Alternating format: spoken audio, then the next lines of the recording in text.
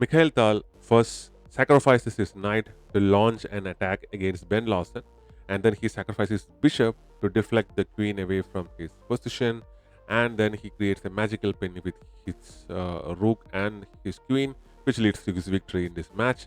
So this is the Sicilian being played by Ben Larsen, who is playing with the black pieces, and uh, Tal is playing with the white pieces. Here it's a Sicilian defense domino variation that is being played.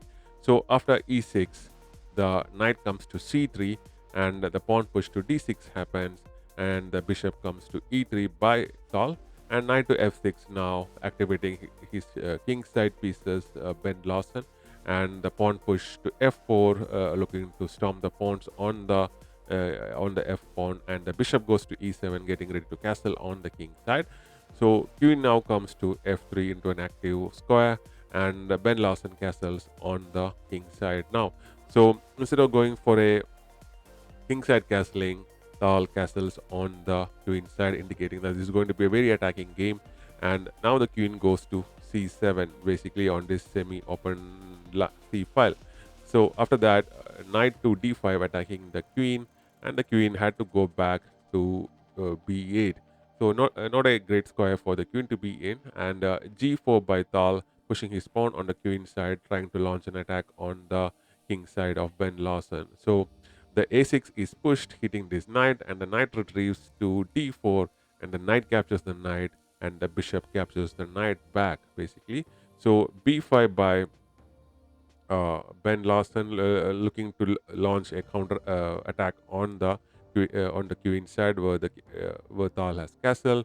So g5 by Tal, attacking the knight, and the knight retrieves, and after that bishop to d3 is now played, and both the bishops are angling toward the king side of Ben Larsen, and b4 push hitting this particular knight, and the knight jumps to d5. This is the first sacrifice looking more. I'll explain to you the reason for this sacrifice, and the sacrifice was accepted, and the knight was captured, and the pawn captures the knight back.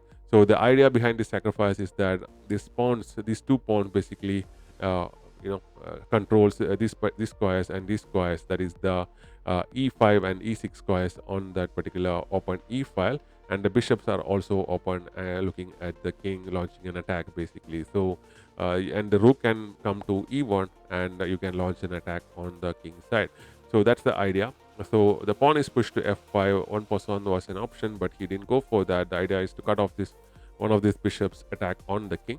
So the rook now comes to e1, hitting that particular bishop, and rook to f7 protects that, and the pawn push of h4 happens, looking for attack on the king side, Tal. So this pawn is now captured. This is not a sacrifice, because if you capture with your rook, the particular bishop will be gone, and because this rook is not here, and this particular outpost is there, which the rook or any other piece can use. So the knight now comes to e5, because this pawn is pinned, you cannot capture it back with this particular pawn. So the queen goes to e4, attacking the rook, and the queen to f8 is now played, supporting this rook and attacking Tal's rook at the same time. So this pawn can now capture this knight back. So Tal basically got that knight he sacrificed back, and the rook now comes to f4, attacking that queen. So queen to e3, and the rook continues attacking the queen, and after that the black queen takes the rook, and this rook is taken back in exchange. So basically the rooks are exchanged, and that pawn captures that pawn over here, and the rook now comes to e1, pinning this pawn over here. So you cannot basically capture this particular bishop over here, because your queen will be gone. So the rook comes to d8, trying to take this pawn over here, and but this rook takes this e5 pawn, and the queen had to move, and the queen moves to d6 in this particular position. So now this particular uh, queen comes to f4, and Tal is already two pawns up in the game. Even after the sacrifice, he got the piece back. So the rook now goes to f8, attacking the queen, and the queen goes to e4 now, and the pawn push to b3 happens, trying to expose the king. So after the pawn is taken, the check happens, and king goes to d2. Now another check happens, and the pawn is moved to push and attack the queen, and the queen goes back to d6. So now the bishop to c5 move is played. So basically, the idea is here is that if you move away your queen, the check will happen, and basically the game will be over pretty soon. So, and if you capture this particular bishop like this, the check will happen, and after the rook closes the check, the queen will come into the game with a check with e6 plus check, and after the king moves away, this particular queen goes to f7 over here. So the earlier bishop move makes sense now, because because when this queen was over here, you couldn't bring your queen over here and create a check, because the queen will just take, and will capture back, and the checkmate threat will not happen. So that's why this queen was deflected from this position.